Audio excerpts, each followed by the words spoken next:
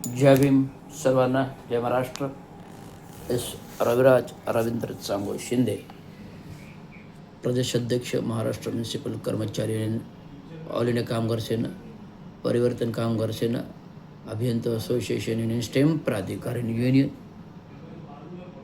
विविध कामगार संघटना, महाराष्ट्र राज्य परिवहन मंडळ, महाराष्ट्र राज्य युनियन, महाराष्ट्र राज्य पोलीस कर्मचारी युनियन, विविध राज्यस्तरीय संघटनांचं प्रतिनिधित्व करताना गेल्या 10-12 वर्ष सातत्याने कामगार संघटनेवर काम करत आलो आहे.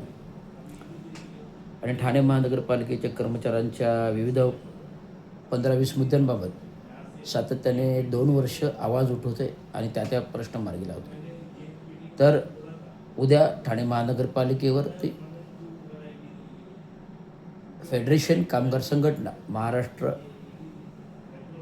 कामगार संघटनेचं एक भला मोठा मोर्चा आहे. त्या मोर्चात सर्वांनी सहभागी व्हावं. आणि ठाणे महानगरपालिकेच्या वतीने 11/8/2025ला जी काही जाहिरात आली, जाहिरातून जी भरती जाहीर झाली, त्या भरतीची प्रक्रिया ऑनलाईन असून ऑनलाईन 2 तारखेला 2 सप्टेंबरपर्यंत आहे. तर 2 सप्टेंबरला झाल्यानंतर त्याची कुस्कुटीनी छाननी टाटा कन्सल्टन्सी मार्फत होईल आणि टाटा कन्सल्टन्सी मार्फतच सिलेक्शन नियुक्ती होईल.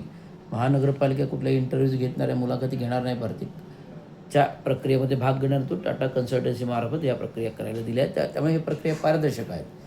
शासन अध्यादेश, शासन GR, नियमावली, परिपत्रक याचं अवलंबन करून या भरती होणार आहेत.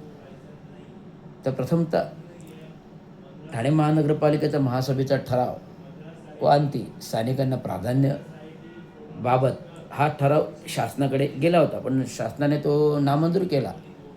कारण तो भरती प्रक्रिया ऑल ओव्हर राज्यामध्ये राबविली जाते. अन्य ऑनलाईन पद्धतीने सर्वांना या भरतीमध्ये अधिकार आहेत, योग्य आहेत, अधिकार आहेत, मान्य योग्य आहेत. सर्वांना, महाराष्ट्रातील बेकार लोकांना, बेरोजगार लोकांना या ऑनलाईन भरतीचा ठाणे महानगरपालिकेचे प्राधान्याने नोकरी मिळावी.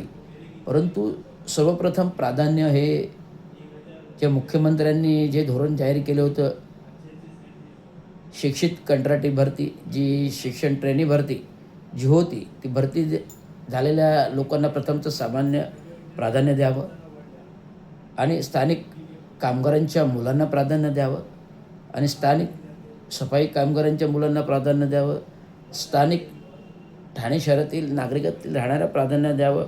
भले शासनाचं GR नसेल, शासनाने GR मान्य केला नाही, शासनाने ठाणे महानगरपालिकेचा ठराव मान्य केला नाही, जरी भरती ऑल ओव्हर महाराष्ट्राला होत असेल, पण प्रथम प्राधान्य त्या जिल्ह्यातील, त्या शहरातील, त्या कामगारांच्या मुलांना, ज्या ट्रेनिंग कॉन्ट्रॅक्ट कर्मचाऱ्यांना, जे कॉन्ट्रॅक्ट कर्मचारी काम करतात त्यांना प्रथमतः प्राधान्य होईल आणि स्थानिक कर्मचाऱ्यांच्या मुलांना प्राधान्य आणि स्थानिक ठाणे जिल्ह्यातील, ठाणे शहरातील, ठाणे महानगरपालिका क्षेत्रातील लोकांना प्राधान्य मिळणं हे आमचं अभिप्रेत मागणी आहे. ती ठाणे महानगरपालिकेने टाटा कन्सल्टन्सीला तसं लिखित पत्र देऊन कळवावं असं मी आज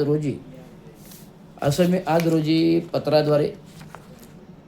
पत्राद्वारे महाराष्ट्र म्युनिसिपल कर्मचारी युनियनच्या पत्रावर मागच्या आठवड्यात सुद्धा मागणी केलेली आहे आणि आतासुद्धा मागणी केलेली आहे. त्याची दखल घेईल असं मी, आयुक्त साहेब त्याची दखल घेतली असं मी मानतो. उपायुक्तांना मी नुकतंच भेटलो, उपायुक्तांनी पण ॲग्री केलं. तसं पत्र टाटा कन्सल्टन्सीला ते देतील आणि भरती पारदर्शक आणि स्थानिकांना प्राधान्य आणि 50 वर्षाचं वास्तव्याचा दाखला आणि जातीनिहाय आरक्षण, SC, ST, OBC, EWSB जर आरक्षण जर असेल तर ते नाकारण्यात आलेले, ते ग्राह्य धरण्यात येणार नाही. तर OBCचे जे कुणबी समाजाचे असतील, मराठा कुणबी समाज, तर त्यांना ते आरक्षण लागू होईल. परंतु EWSBचं आर्थिक निकषाचं राजकारण ते रद्द झालेलं आहे. भरती सुप्रीम कोर्टाने रद्द केली आहे, त्यामुळे ते लागू होणार नाही. आणि SC, ST, OBCचं आरक्षण जे बिहार हायकोर्टने जे राज्य सरकारचं जे काही धोरण होतं SC, ST, OBC ते रद्द केलेलं आहे. त्यामुळे SC, ST, OBCचं आरक्षण पण या सेवेमध्ये लागू आहे, पदोन्नतीत पण लागू आहे. हे गृहीत धरून महानगरपालिकेने भरती प्रक्रिया राबवावी, एवढंच मला सांग. धन्यवाद. जय महाराष्ट्र.